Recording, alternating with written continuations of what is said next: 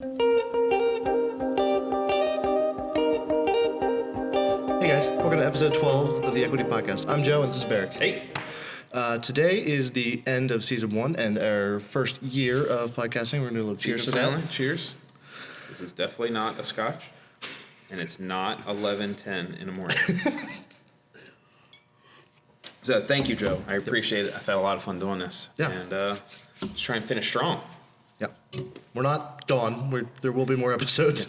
Episode Season 2, 2021. So today our main topic is the Open. Those of you who've been here a while are probably familiar with us pushing the Open around this time of year. And then after that we have a couple question and answer, and that'll be it for today. Sounds good. Well, we're talking the Open today. So our sponsor today is our Open Prep Clinic. So starting in January, we are going to be doing a Open Prep Clinic to get ready for the Open. And even if you've never done the Open, if you just have this little itch of competing, this clinic can really be helpful to you, because what we're focusing on is competing, and that's a part of what the Open can be for some people, is scratching that competitive itch. Yep. And this is how to attack workouts to get your best score, and how to plan for it, and how to analyze it, and how to get those skills, and working on skills that you need for it. So that prep clinic is going to meet once a week, and we're just going to get ready for it and build those skills. Yep. Yeah, going to be a lot of fun. We have a website. There'll be a link in the description to sign up for more info about that. All right. You'll just put in your info. And I would say, even if you're not into competing, or even like maybe a little afraid of competitions and stuff, a prep clinic might make a lot of sense for you, because if you understand the logistics of preparing for a competition and how a competition works and like that mindset, you might be a little bit more comfortable doing something like that kind of competition to the Open. And also, it's a good way to be like, hey, is this something I'm interested in? Mm-hmm. Like, even if you're like, I don't know, it might be just to put your toe in without actually, going and doing a competition. Downside, downside, you have to listen to him talk. Right. But you're already watching this, so yeah, you already hate yourself. You're listening to this. So the other thing, two sponsors today is, hey, holidays are coming up, gifts. We have a Rogue Link. If you have a Rogue Link, actually I have my Rogue Cup. So if you're looking for a gift for that significant other, or for anybody, any fitness enthusiast that you're interested in getting something for, use the link. Use our link, and it helps the gym out, and we would really appreciate it. And spoiler alert, we'll have some gift ideas at the end of this episode as well. So some of them will be Rogue related, and some of them won't be. But just to kind of help you out for the holidays. All right. So I think that's our longest sponsor segment ever. Yeah, and we just talked about not eating into our time. All right.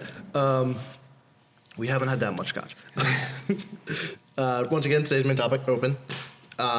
First thing a lot of people are curious about is, what is the Open? Because it's a word that gets thrown around a lot. So whenever I describe the Open, I actually like to start in reverse. What I mean by that is, everybody knows what the CrossFit Games are. Yeah. So the Games are where CrossFit is trying to crown the fittest on earth. All right? So that is the pinnacle. That's the tip of the spear. That's not the 1%. That's the 1% of the 1%, like their highest level, right? From that, there has to be a process in order to get to that level, right? So now it's sanctioned events.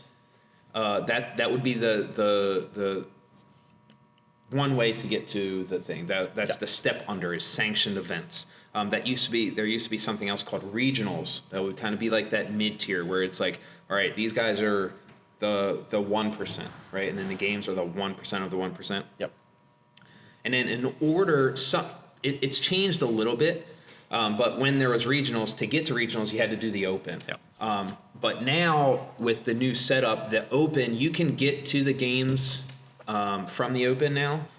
If you win your country, if you're the fittest person in your country, you can get to the Games. If some sanctionals require an open placement, like they use that as their qualifier. So, and the open is basically like the qualifying event in order to get to the games. Yep. So that's kind of like the overarching thing. However, that's not what we use it for. Yeah. None of us are going to the games. But I love the Open. I've been doing it since 2012. And what it does, one, it's just fun. Yeah. You get to work out with your buddies, and you're all doing the same thing. And it's just a lot of fun to do. And everybody, it's instead of, when you're training in the gym, it's just your gym doing the workout. But now you get to be training with all the people in the gym, but also everybody across the world is also doing that same workout. So now you get to see what other people all over the world are doing and kind of where you stack up. Yep.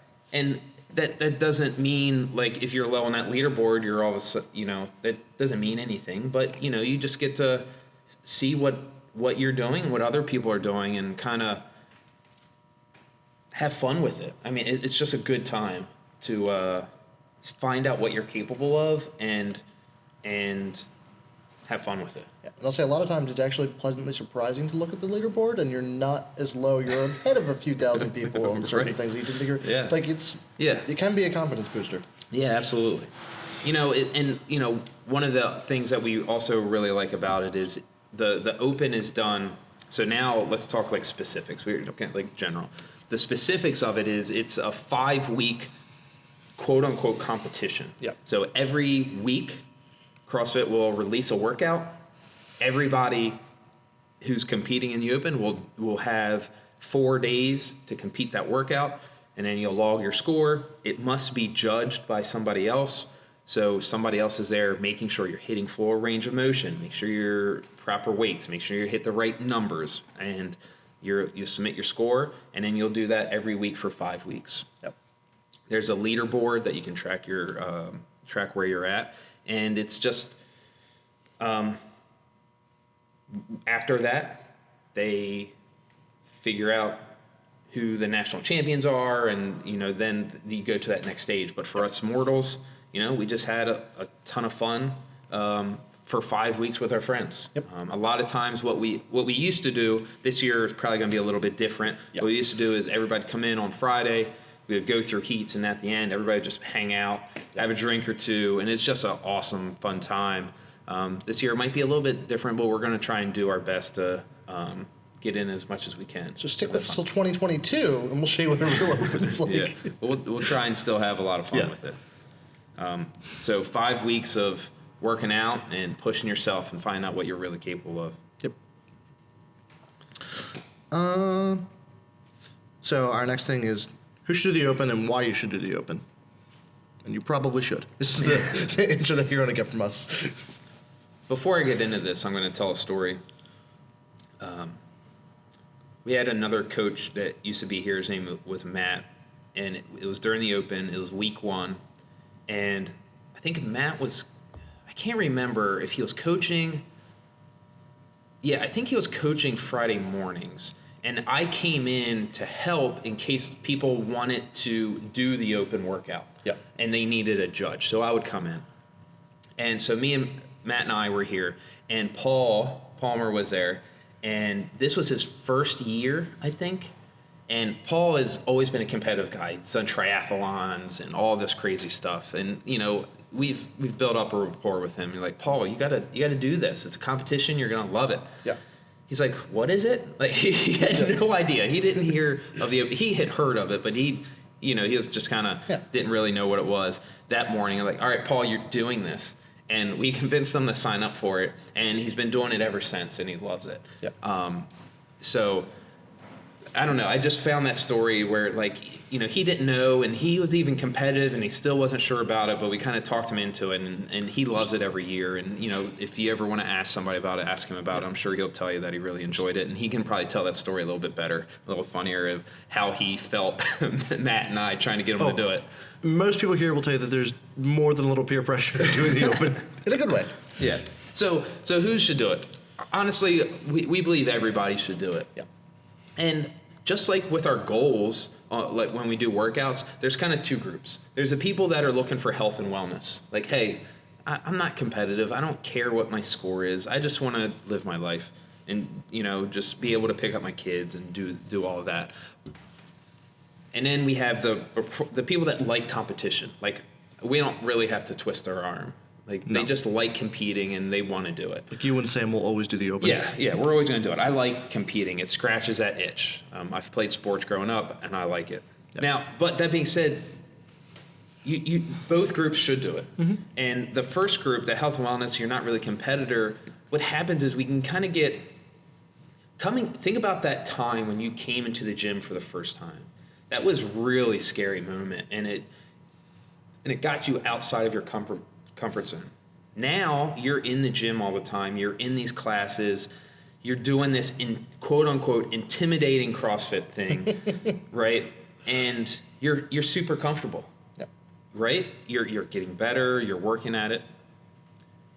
So now what? Yeah. Now let's try and get outside of that comfort zone again. Yeah. You don't need to compare yourself to other people. That's not who you're competing with. That's not what we're doing. What we're trying to do is we're trying to see what you're capable of. Before you came into equity, you weren't capable of doing all the crazy things that you're doing now, or you didn't think you were, and now you're doing those things. And this can be the catalyst to kind of take that up to the next level, and not to the next level of competing, but just to the next level of being more and living your life even more so to what you want to be able to do, Yeah. right? Maybe it was, dude, I just want to walk up the steps without breathing heavy, right? And now maybe once you start getting the open, you start pushing it a little bit more. Now it's like, all right, I want to PR my 5K, I want to do a 5K in under 30 minutes, right? It can kind of get you to that level, be like, it makes you realize what you really are capable of. Again, that's a PR for you. You're not competing against other people. No. You're trying to figure out what you're capable of.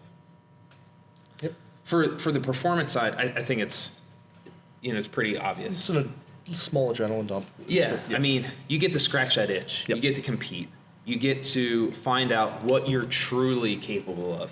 Like, you get to really the atmosphere, the energy on that Friday night is just so much different than a training on a Tuesday on some random day, right? Like, everybody else is pumped up and ready to go, and there's just this energy, and you just bring it a little bit harder. Just think about the football players that practice is one thing, and then you got those butterflies coming in, and it's you get that itch, and you get to everybody's doing the same. You get to compare yourself. You get to see the leaderboard across the world, and it's really fun. It's really exciting. Yeah, and I'd argue that the atmosphere is almost more exciting than doing like a competition in person, because everyone there wants you to do well. And I've been in competitions where I'm, say, cheering Sam on doing something, and like typically we roll pretty deep in competitions, so this is a bit of an issue for us, but we'll all be cheering for Sam or whoever's doing their thing, and then I'll see someone across the way really pissed off at our athlete for beating their athlete on the competition. So there's no conflict in that regard. Everyone wants you to do well. Everyone's Yeah. pushing for you. Yeah, so, to kind of wrap this up, who and why, it's to get outside your comfort zone. It's for everybody, and it's to find out what you're capable of, and to just reach for that next level. Yep. Right? And now it's what we personally like about the Open, which I think we've both touched on a little bit, and we both I think we both did, yeah. but we'll Dive in a little Yeah. bit deeper. What I like, most of you guys know this, but I do photography and media here. That's why I'm on the podcast and everything. I thought it was for your dashingly good looks. That's why, man. Burn.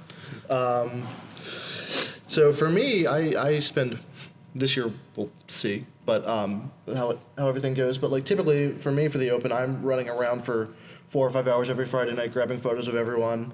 And I really love seeing people getting their first muscle up or a PR and trying to catch that and like People, keep that and give that to someone. this is probably something we should have talked about in the point number 2. Yeah. When we're training during the day or during the year, we're training, Yep. right? We're not just working out. we're actually training. We're trying to build up to something. We're trying to get better, right? We're trying to increase our strength. We're trying to increase our metabolic conditioning, our cardio, right? We're trying to work on all these things. We're trying to improve our skills. And we're training, we're not competing. And that's a good thing, right? When you're constantly training and training and training and training, then when that competition comes, you can unleash it. Yep. So what happens is you have these people that have been working towards getting their first pull-up, getting their first muscle up, working on that heavy deadlift, right? They've been working towards it all year, and now they have an opportunity that brings energy and all of that training to hit it hard, right? Think about that. Again, I'm going to use the football reference. That training camp, they're training. Even before the training camp, the players are working out on their own and doing their thing. Then you go to the training camp, and then you have that first game where you're competing. You just get to put it all out there, and it all comes together. And so what we get to see on those first muscle ups, those PRs, we get to see that all of that work accumulate to something, and it's so fun to watch. It's so fun to watch. Absolutely. So that was mine as well. Yeah. So it was funny. Joe and I were typing our stuff out at the same time of what we were going to say, and we were literally writing. Wait a minute. The first we would literally write the same thing. So mine was seeing people do things they've never done before. Yeah. And mine's a little bit more selfish because I get to catch that, but that's like. The higher level athletes are really fun to watch because they do amazing things, right? But to be honest, seeing somebody get their first toes to bar is amazing. It's so amazing. Very few levels of at least external happiness that reach things like that. Like people just lose their shit, and it's Great so fun to watch. I love it. It's so rewarding. Yeah. Even just being around, and then that pumps you up. Like you're like, yeah, let's get it. Oh, I'm buzzed at I'm always a little bit hyper at the end of every open night. Exhausted, but very hyper. So the second thing that I really like, and this is very much personal, now I'm bringing it in, is I'm a little analytical, and I really like breaking down my workout. So when they announce the workout, I'm putting together a plan. I'm writing down stuff like, hey, I'm going to split into these sets. I'm doing this, I'm doing that. This is what I need to do to warm up. This is my limitation. This is where I'm going to excel. And I video my first, I video myself on that Friday night. Then I watch that video again, and I get a new plan together to try and maximize what I'm truly capable of. I get to analyze that. I break down my time, my splits for each movement that I was working on, my transition time. All right, it took me a minute to do the thrusters, and then it took me 30 seconds to start the pull-ups. Well, that's something I need to get better at, that transition time. So it's not just, it took me 4 minutes per round. That's helpful, but now breaking down each movement and the transitions in between, and the timing of it, I really love doing that. And that's, to bring it back, that's going to be one of the things that we talk about in our prep course, is how to do that. Yep. And I just love doing it. I love breaking it down. Yeah, and even if you don't want to do video analysis, just having your coach write down, or not your coach, your judge write down splits. Write some splits down. And another thing is I get to look at my technique. What was I doing wrong? Yep. Was there something I was doing right? Like if there's muscle ups in it, was I not catching deep enough? Was I not opening my hips up enough? Like, is there a technique issue I can also work on? Competing is not an excuse to squat high on your wall balls. You'll get called out for that. Yeah, right. Making sure you're hitting that 4 range of motion. So like a lot of times what I do is I hit the workout on Monday or on Friday, then on Saturday I'll just do some skill work. Like do I need to work on some muscle up stuff? Do I need to work on some cleans? I can actually do some skill work, take a little bit of a rest. It's just kind of like EMOM style, and then hit it again on Sunday. Yep. That's what I love about it. So, in conclusion, wrapping it all together, do the open. Do it. Have fun with it shouldn't be something that brings you anxiety. Like, I do not get anxious I get excited. There's no stakes here. Right? I get excited. Do I get butterflies? So what you need to do is you need to reframe it. Like if you're anxious, you're not anxious, you're excited. Yep. Right? And that's it's a lot of fun. Yep. And to be brutal honest, no one here is competing for any like success in it. So there's no stakes attached. You're probably not gonna make the game. So if you don't make the game, it's not necessarily a big disappointment. Yeah. So it's just keep it fun. Yep. Do it. Yeah. I think we're gonna just do one Q&A today. Yeah. So we'll just drop to the third one. The one we want to nerd out on. Yeah. So we ended up talking too long, so we have to adjust our Q&A. So we're just gonna do the fun one. We're just getting more comfortable on camera. That's what this is. that is. It's a current statement. So our third Q&A, which is now our first Q&A, is what should I buy for my significant other, friend, sibling, parent that's really into fitness? I was gonna say gift ideas for the fitness enthusiast in your life. Yes. Tomato. Same difference. Said the same thing. Right. So blanket gift. This is almost a cop. Like gift cards are typically a cop out, but I like Rogue gift cards. Everyone likes Rogue gift cards. If you don't know what to get, Rogue gift card. It's really solid. We have a link. Use our link. I mean, the gift cards. I feel like if you're just not sure, Yeah, that's. go for it. Yeah. I mean, you can't go wrong with No that. CrossFitter will be offended by a Rogue gift card. They Yeah. will. They'll be very happy with it. I shop on there all the time. Eric does. Most of us do. And the other thing I had written down was like and these are a bit pricier, but like a subscription box to like a Killcliff or a Fit Aid or something. So for the next like 3 months or whatever, they get a box of Killcliff in the mail. A lot of CrossFitters drink a decent amount of Killcliff or Fit Aid. You know, honestly, that could be something like if you have someone in your life and you want to get that for them, that's something we could do in the gym. Yeah. Like, hey, I'm gonna get a punch card of Fit Aids for X. We can do that. We actually have like physical punch cards that we can give you for that. So more than welcome to do something like that. I love it. I'm not a huge fan of Killcliff. There's people that really love it. I actually like O2. O2 and Fit Aid are probably the two that I really like. O2's decent. And O2 just came out with the smaller cans. Oh yeah, because they had like Those cans were way too big. I was like, oh, like I had to split it with Krista. It's like a half growler. Yeah, I had to split it with Krista. But now they have smaller cans, so that might be something to check out. Is O2 caffeinated? I think O2's caffeinated. They have both. They have caffeinated right. and uncaffeinated. Yeah, Killcliff's the They have one both. that's yeah. Cool. So I'll let Barrett go with his. I'm Yeah. going to jump in because he took a couple of mine. So for me, I came up with 3. The first one is OSO collars. If you're looking, there's a lot. There used to be a lot of different OSO collars, and then Rogue bought them, and they kind of pared it Consolidated. down a lot, which is probably a good thing. If you're looking for OSO collars, what you want to look for is OSO barbell collars. Like that's their actual name. So if you go into Rogue, look for that name. They're awesome. We've given them as gifts for all of our coaches, so all of our coaches have a pair. Yep. I use them all the time. I love. No, yeah, excuse me. they're I love awesome. them. They're so awesome. I was very excited when I opened that package. Yeah. So that'd be my first one. Yep. The second one is a jump rope. Jump rope is like socks. You'll lend them out to somebody, but it's kind of weird. So a jump rope is made. The length of it should be just for you. Jump rope. You can get a really cheap. You can get a jump rope for $5 or $10. Yep.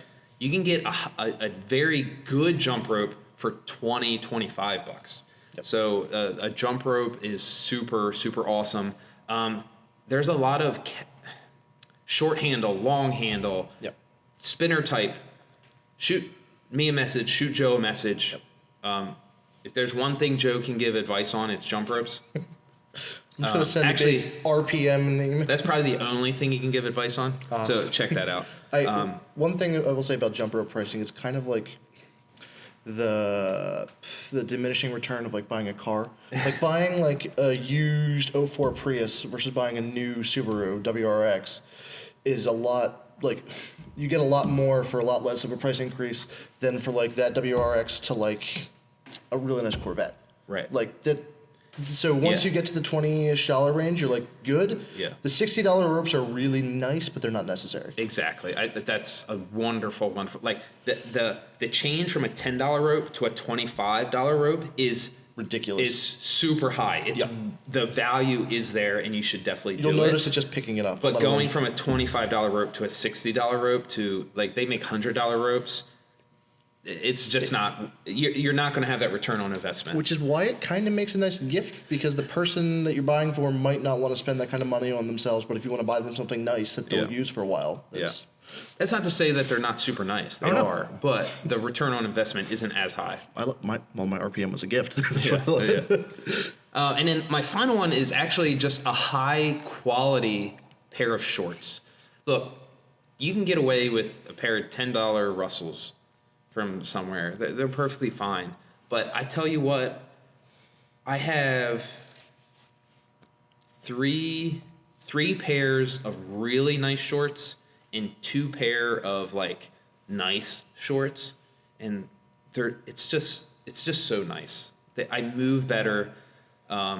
They're just really, really nice. I prefer a short above the knee, Yep. and having that is just so much better. When I have those long, crappy shorts, I just don't move well. They feel stiff, and having a high quality pair of shorts is really nice. Lululemon obviously is going to be really nice.